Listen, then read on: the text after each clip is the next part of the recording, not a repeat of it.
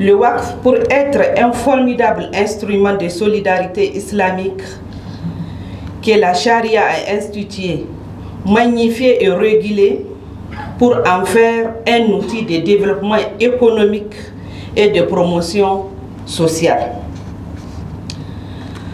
N'en est pas moins un culte à Allah, largement récompensé dans l'au-delà. Ceux qui dépensent leurs biens pour la cause d'Allah, sans faire suivre leurs donations de rappel, désobligeants ou de vexation, auront leur récompense auprès d'Allah et ne connaîtront ni crainte ni chagrin. Comme l'avait mentionné notre maman, c'est la sourate Al-Baqarah, verset 261. Le Waqf est un outil de développement par la solidarité. Au moins, je sais que sur cette définition simple, nous sommes toutes d'accord. Et votre présence ici ce matin, au-delà de toute autre considération, est un signe éloquent de l'importance que vous attachez à votre foi et en la foi que vous avez dans le fait que l'islam a en son sein des solutions aux problèmes de notre société, au premier rang desquels la lutte contre la pauvreté. Et il nous revient de connaître donc, de développer, d'user et d'utiliser ces outils à bon escient. C'est aussi cette conviction qui a motivé la décision des plus hautes autorités de notre pays pour adopter un cadre réglementaire à même de favoriser le développement et la promotion du Waqf au Niger. Et c'est dans ce cadre qu'avec le concours de la Banque islamique de développement, temple de la finance islamique dans le monde aujourd'hui, que votre pauvre sœur a été désignée à partir de l'an 2019 pour porter la lourde tâche de développer le Waqf au Niger. Nous nous sommes rendus compte qu'une catégorie bien particulière réunissait toutes ces cibles et qu'en plus de cela, cette catégorie est aussi un des meilleurs relais de transmission et de familiarisation du Waqf au sein de nos communautés. J'ai nommé la catégorie des femmes leaders. Vous donc, mes chères sœurs, femmes leaders du Niger, religieuses, directrices générales, chefs d'entreprise, femmes politiques, militaires, opératrices économiques, actrices de la société civile, enseignantes, professeurs d'université, juristes, notaires, représentants diplomatiques, etc. Qu'est-ce que le Waqf? Comment ça marche? En quoi consiste le cadre réglementaire du Waqf au Niger? Que prévoit-il pour la constitution des Waqf privés? Quel est l'historique du Waqf au Niger? Quel potentiel représente cet outil de la finance sociale islamique pour l'atteinte des objectifs de développement de notre pays?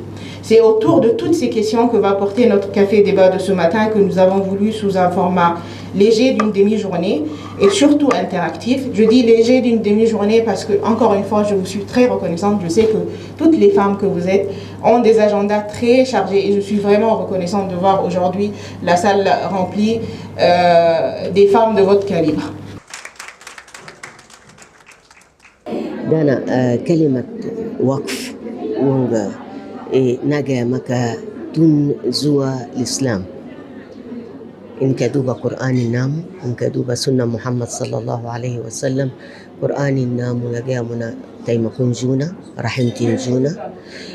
Manzo Allah sallallahu alaihi wasallam cikin hadisai da yawa ya gada muna safi addinin namu dinin rahma. Allah subhanahu wa ta'ala ar-Rahmanur Rahim. Saboda haka zantin wakfa kamar na yau mutane da yawa suna so su gane menene wakf. To saboda haka muna ni ne dai ban sani ba, ni harakan ba article kamar na gaya musu ne, ina kamar aya ne ta fadi bisa wannan zante ko hadisi na manzo Allah sallallahu alaihi wasallam. Akwai mutane da yawa suna so su gani bambanci tsakanin sadaka da zaka da waqf. Wala to saboda haka mun zo mun gaya musu menene waqf, menene bambanci tsakanin shi da sadaka ko tsakanin shi da zaka, amfanin shi kuma wani ne ya kamata ya samu wannan waqfi.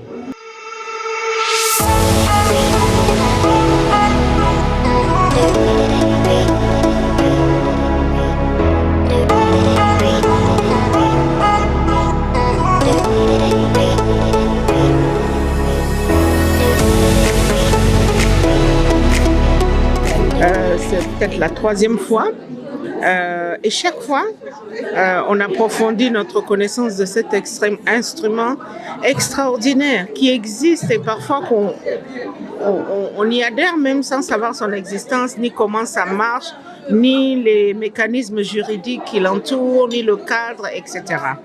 Donc c'est extrêmement intéressant et là, il s'agit d'un café-débat où on peut vraiment poser des questions.